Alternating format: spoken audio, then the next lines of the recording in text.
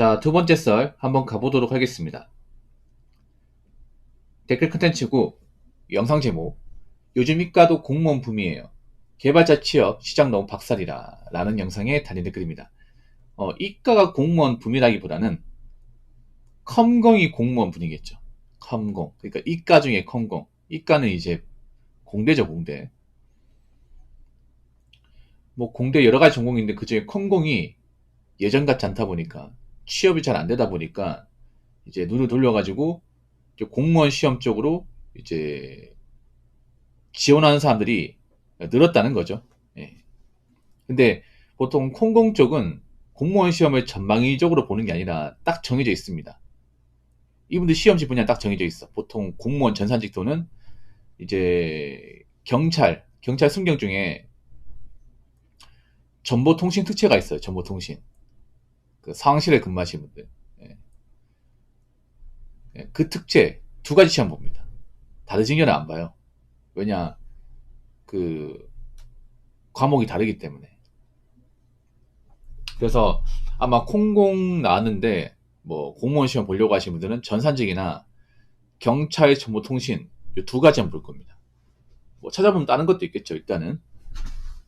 그러니까 쉽게 말해 콩공이 예전 같지 않다는 얘기입니다. 콩공이. 뭐 다른 것도 마찬가지겠지만 보통 이제 공대가 전자공학, 화학공학, 기계공학 그리고 컴퓨터공학 이 네 개거든요. 한때 잘 나갔던 게 컴퓨터공학이에요. 왜냐 IT 붐이 일어났었잖아. IT가 잘 돼가지고 막 IT 막 떼돈 번다. 계열자 붐이 많이 일어났지 않습니까? 그래서 컴공이 아닌 뭐 비전공자분들도 학원 가서 속소로 배워가지고 뭐 취업하고 하는 사람들 많았잖아요. 불과 한 3년, 4년 전만 하더라도. 근데 지금은 전공자들도 취업이 잘 안 된다고 합니다. 전공자. 그러니까 이제 컴공을 이제 전공하신 분들도 취업이 힘들어 하신 분들이 많은 것 같아요. 제 방송에도 몇 분 오셨거든요. 그래서 고민 사연 다뤘었는데, 일단 요즘에 IT 쪽의 트렌드가 뭐냐면, 요즘에 신입 자체를 잘 안 받아요, 신입을. 경력자들 채용은 좀 받는데, 생신입은 안 받는 분위기야. 왜냐하면, 아무래도 요즘 IT 쪽 보면, 신입들이 할 일이 없어요. 신입들이. 보통 신입들이 들어오면 전공자를 하더라도, 바로 제대로 된 일을 못 합니다. 보통 이런 개발 일이라는 게 시행착오를 많이 거쳐야 되고, 밑바닥부터 차근차근 올라와야 되는데, 그럼 시간이 그럼 걸리잖아요. 뭐, 몇 달 배워가지고 개발자가 된 사람은 없어요. 아무리 학교에서 뭐 컴퓨터나 소프트웨어 전공했다 하더라도 이제 실무에 들어오면 또 새로 다시 배워야 됩니다. 배워가지고 어느 정도 개발자 어떤 그런 실력 단계까지 오는데 시간이 오래 걸리잖아요. 보통 한 5년 플러스 알파까지 걸리는 것 같은데 그러면 처음부터 제대로 일을 못 시킵니다. 짜잘한 일부터 시켜야 되는데 근데 문제는 뭐냐면 그런 짜잘한 일들을 AI가 대신한다는 거죠. 예. IT 요즘에는 옛날처럼 뭐 큰 돈을 번다거나 쭉쭉 잘 나가지 못하잖아요. 예. IT도 이제 거품이 좀 빠져나간 느낌입니다. 그러다 보니까 그만큼 스타트업도 잘 안 보이고, 그리고 옛날처럼 막 몸집을 크게 벌리는 것도 없어요. 그러다 보니까 정말 일을 잘하는 사람도 아니면 뽑지 않는 거죠. 어차피 생신입은 일을 바로 잘 못하니까. 그래서 요즘에 IT 쪽이 취업이 잘 안 되는 것 같아요. 경력자들은 그래도 들어갈 수 있는 것 같은데, 이제 경력이 아예 없는 분들, 이제 막 대학교 졸업하신 분들은 그 취업이 안 된다는 것을 많이 좀 인정하시는 것 같아요.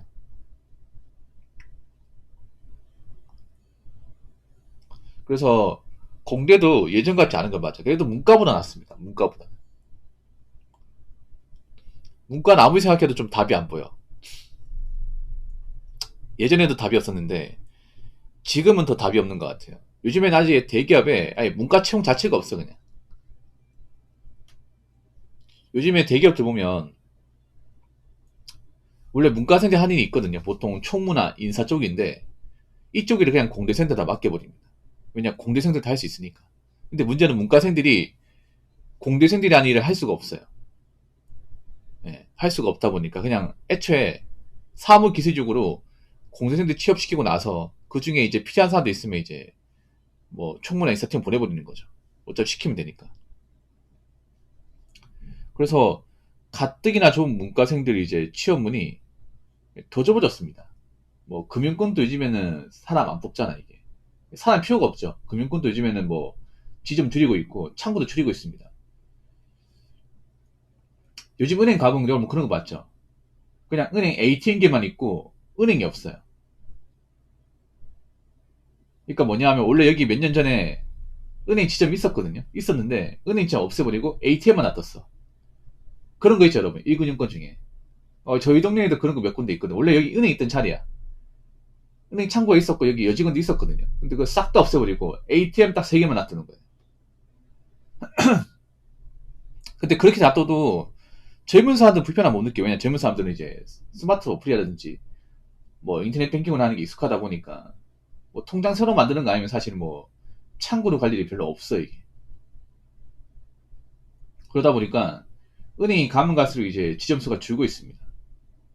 그래서 은행이 뭐 사람이 필요 없죠. 은행 같은 경우는 몸값이 비싸다 보니까.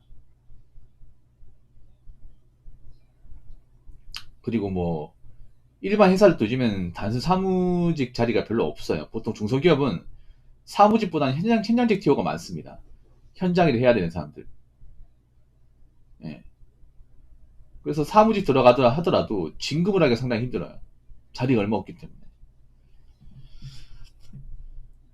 그렇기 때문에 문과생들이 공무원 시험 보는 것은 충분히 이해할 수 있습니다. 근데 이과생들마저도 공무원 시험이다. 아무튼 이제 이과도 예전같이 않다는 건 확실한 것 같습니다. 뭐 전자 쪽하고 이제 기계 쪽 그래도 꾸준하게 채용하는 것이 있거든요. 왜냐하면 전자 기계는 보통 그 공장 쪽에서 필수라는 업무가 있다 보니까 꼭 사람이 필요하거든요. 뽑긴 뽑아야 돼요. 근데 이전만큼 많이 안 뽑는 것 같아요. 이전만큼. 이 말인즉슨 앞으로 공무원 시험 쪽으로 더 몰릴 사람들이 많다. 그래서 뭐 올해는 끝났지만 내년에 공무원 시험 치르게 되면 아마 더 많은 사람들이 공무원 시험을 지원하지 않을까. 그리고 작년 대비 경쟁률이 올라가지 않을까. 이렇게 유추할 수 있겠습니다. 자, 댓글 한번 읽어보도록 하겠습니다.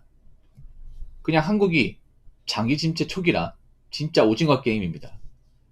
안 그래도 쪼들리는 사회인데 부정부패, 비도덕성도 심하니 노답이라고 적어졌습니다. 네.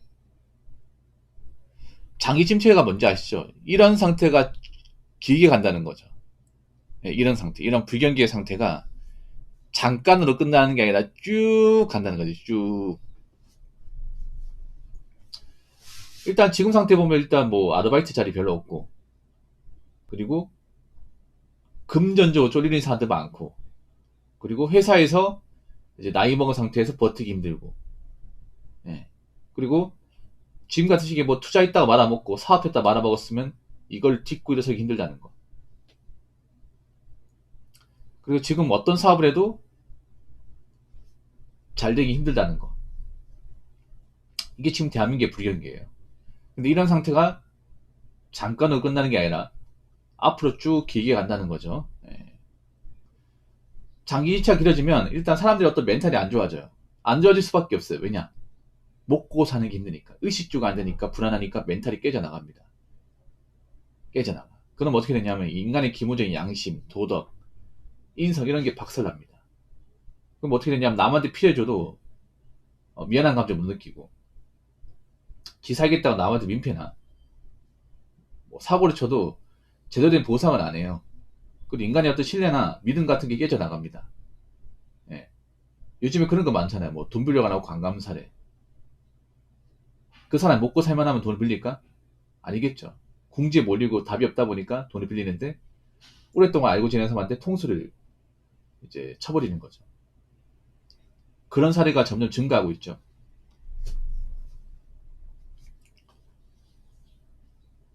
그래서 사람들의 어떤 비도덕성 그리고 이제 비양심적인 모습이 앞으로 많이 나올 겁니다.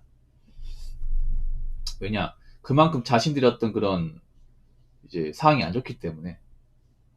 그럼 우리는 어떻게 해야 될까? 우리는 각자 어떻게 해야 될까? 일단은 우리는 일단 먹고 살아야겠죠.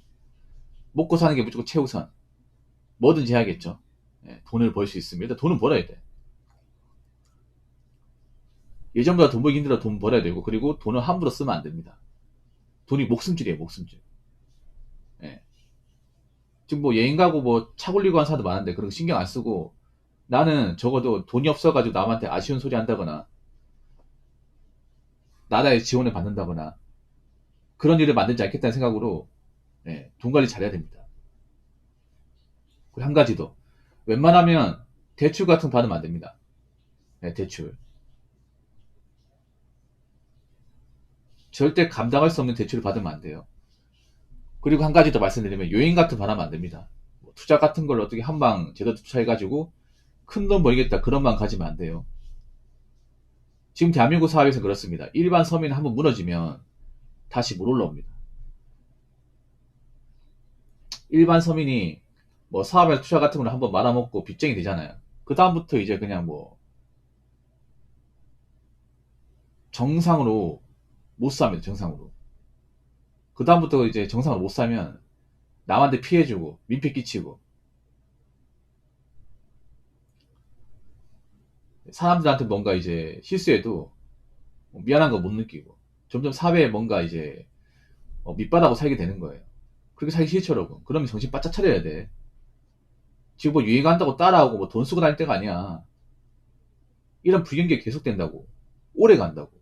오래 가면 난 어떻게 살 것인가. 잘 사는 것보다는 망하지 않는 게 중요합니다, 앞으로. 이 대한민국 사회는 뭐 성공하고 잘 되는 것보다 내가 망해가지고 나라까지 하는 게 무엇보다 중요해질 겁니다. 그래서 앞으로는 큰 욕심 바라지 말고 본인 하고 있는 일 똑바로 하시고 돈 관리 잘 하시고, 그리고 질 나쁜 사람도 있으면 좀 멀리 하시고 하면서 각자 대비 잘 하시기 바라겠습니다. 자, 이상으로 두 번째 썰 마치도록 하겠습니다.